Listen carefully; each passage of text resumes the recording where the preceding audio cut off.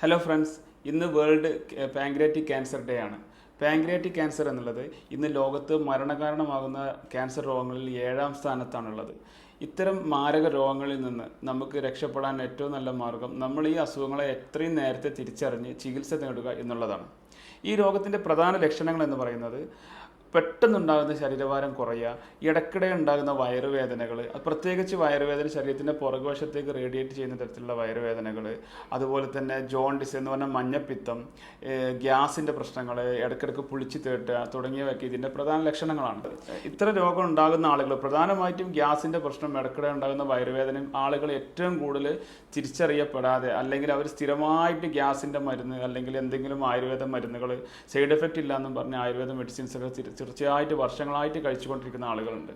ഇത് വളരെ മാരകമായ രോഗങ്ങളിലേക്ക് അവരെ നയിക്കുന്ന ഒരു വലിയൊരു കാരണമാണ്. ഇത്തരം തുടർച്ചയായി മെഡിസിൻ കഴിച്ചുകൊണ്ടിരിക്കുന്ന ആളുകൾ ഇടയ്ക്കെങ്കിലും ഒരു ഡോക്ടറെ ചെന്ന് കണ്ട് അതിനുള്ള പ്രത്യേകിച്ചുള്ള ചെക്കപ്പ് കാര്യങ്ങളൊക്കെ സ്വീകരിച്ച് മുൻകരുതലുകളെടുത്ത് മുന്നോട്ട് പോവുക. അപ്പം എല്ലാവർക്കും ആരോഗ്യപൂർണ്ണമായ ഒരു ജീവിതം ആശംസിക്കുന്നു. നന്ദി.